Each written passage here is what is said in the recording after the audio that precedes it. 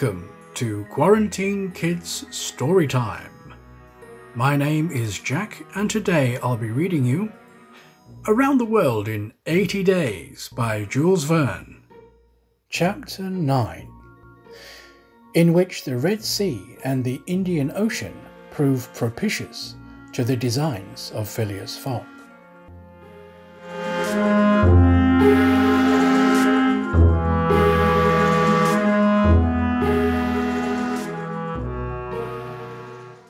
The distance between Suez and Aden is precisely 1,310 miles, and the regulations of the company allow the steamers 138 hours in which to traverse it.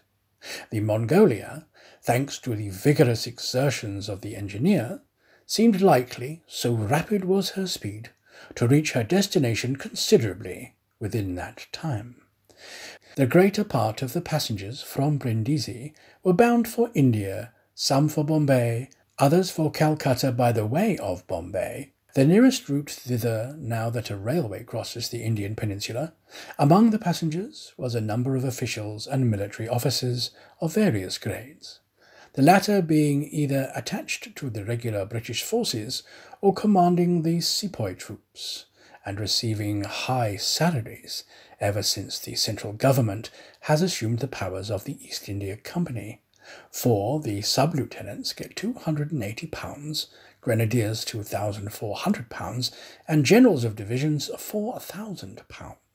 What with the military men, a number of rich young Englishmen on their travels, and the hospitable efforts of the purser, the time passed quickly on the Mongolia. The best of fare was spread upon the cabin tables at breakfast, lunch, dinner, and the 8 o'clock supper, and the ladies scrupulously changed their toilets twice a day, and the hours were whirled away when the sea was tranquil, with music, dancing, and games. But the Red Sea is full of caprice, and often boisterous, like most long and narrow gulfs. When the wind came from the African or Asian coast, the Mongolia, with her long hull, rolled fearfully. Then the ladies speedily disappeared below. The pianos were silent. Singing and dancing suddenly ceased. Yet the good ship ploughed straight on, unretarded by wind or wave, towards the straits of Bab el Mandeb. What was Phileas Fogg doing all this time? It might be thought that, in his anxiety, he would be constantly watching the changes of the wind, the disorderly raging of the billows, every chance, in short, which might force the Mongolia to slacken her speed, and thus interrupt his journey.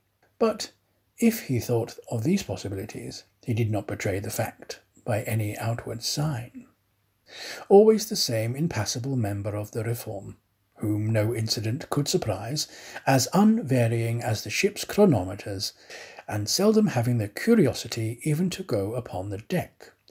He passed through the memorable scenes of the Red Sea with cold indifference, did not care to recognize the historic towns and villages which, along its borders, raised their picturesque outlines against the sky, and betrayed no fear of the dangers of the Arabic Gulf, which the old historians always spoke of with horror, and upon which the ancient navigators never ventured without propitiating the gods by ample sacrifices. How did this eccentric personage pass his time on the Mongolia? He made his 4 hearty meals every day, regardless of the most persistent rolling and pitching on the part of the steamer, and he played whist indefatigably, for he found partners as enthusiastic in the game as himself. A tax collector, on the way to his post at Goa, the Reverend Decimus Smith, returning to his parish at Bombay, and a brigadier general of the English army, who was about to rejoin his brigade at Benares, made up the party, and, with Mr. Fogg, played whist by the hour together in absorbing silence. As for Passepartout, he too had escaped seasickness, and took his meals conscientiously in the forward cabin. He rather enjoyed the voyage, for he was well fed and well lodged, took a great interest in the scenes through which they were passing, and consoled himself with the delusion that his master's whim would end at Bombay. He was pleased, on the day after leaving Suez, to find on deck the obliging person with whom he had walked and chatted on the quays. "If I am not mistaken," said he, approaching this person with his most amiable smile, "you are the gentleman who kindly volunteered to guide me at Suez. Ah, I quite recognize you. You are the servant of that strange Englishman." "Just so, monsieur." "Fix." "Monsieur Fix," resumed Passepartout, "I'm charmed to find you on board. Where are you bound?" "Like you, to Bombay." "That's capital. Have you made this trip before?" "Several times. I am one of the agents of the Peninsular Company." "Then you know India?" "Why, yes," replied Fix, who spoke cautiously. "A curious place, this India?" "Oh, very curious. Mosques, minarets, temples, fakirs, pagodas, tigers, snakes, elephants. I hope you will have ample time to see the sights." "I hope so, Monsieur Fix. You see, a man of good sense ought not to spend his life jumping from a steamer upon a railway train, and from a railway train upon a steamer again, pretending to make the tour of the world in 80 days. No, all these gymnastics, you may be sure, will cease at Bombay." "And Mr. Fogg is getting on well?" asked Mr. Fix in the most natural tone in the world. "Quite well, and I too. I eat like a famished ogre. It's the sea air." "But I never see your master on deck." "Never. He hasn't the least curiosity.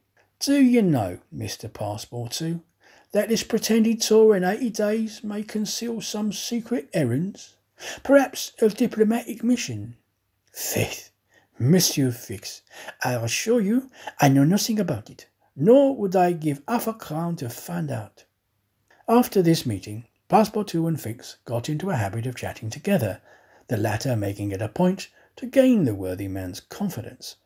He frequently offered him a glass of whisky or pale ale in the steamer bar-room, which Passepartout never failed to accept with graceful alacrity, mentally pronouncing Fix the best of good fellows.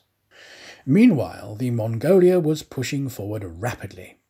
On the 13th, Mocha, surrounded by its ruined walls, whereon date trees were growing, was sighted, and on the mountains beyond were espied vast coffee fields. Passepartout was ravished to behold this celebrated place, and thought that, with its circular walls and dismantled fort, it looked like an immense coffee cup and saucer. The following night they passed through the Strait of Bab el-Mandeb, which means in Arabic the Bridge of Tears. Next day they put in at Steamer Point, northwest of Aden Harbour, to take in coal. This matter of fueling steamers is a serious one at such distances from the coal mines. It costs the Peninsular Company some £800,000 a year. In these distant seas, coal is worth £3 or £4 sterling a ton.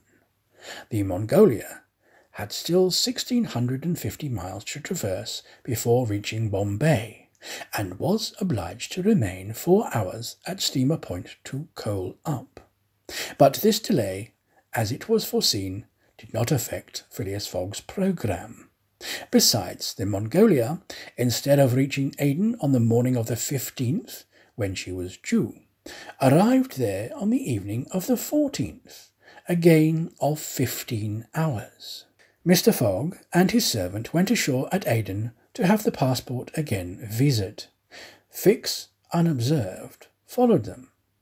The visa procured, Mr. Fogg returned on board to resume his former habits, while Passepartout, according to custom, sauntered about amongst the mixed population of Somalis, Banyans, Parsis, Jews, Arabs, and Europeans, who comprised the 25,000 inhabitants of Aden. He gazed with wonder upon the fortifications which make this place the Gibraltar of the Indian Ocean, and the vast cisterns where the English engineers were still at work, 2,000 years after the engineers of Solomon. Very curious, very curious, said Passepartout to himself on returning to the steamer. "I see that this is by no means useless travel if a man wants to see something new." At 6 p.m. the Mongolia slowly moved out of the roadstead and was soon once more on the Indian Ocean. She had 168 hours in which to reach Bombay, and the sea was favourable, the wind being in the northwest and all sails aiding the engine. The steamer rolled but little, the ladies in fresh toilets reappeared on deck, and the singing and dancing were resumed. The trip was being accomplished most successfully, and Passepartout was enchanted with the congenial companion which chance had secured him in the person of the delightful Fix. On Sunday, October 20th, towards noon, they came in sight of the Indian coast. 2 hours later, the pilot came on board. A range of hills lay against the sky in the horizon, and soon the rows of palms which adorn Bombay came distinctly into view. The steamer entered the road formed by the islands in the bay, and at 4:30 she hauled up at the quays of Bombay.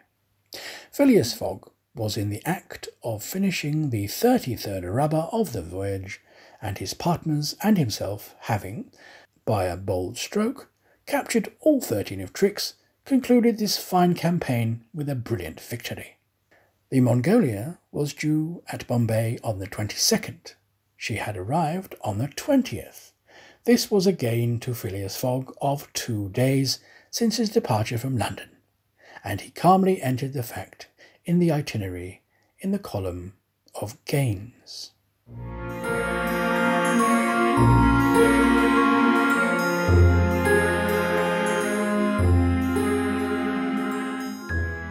That was Chapter 9 of Around the World in 80 Days by Jules Verne, read by me, Jack, for Quarantine Kids Storytime.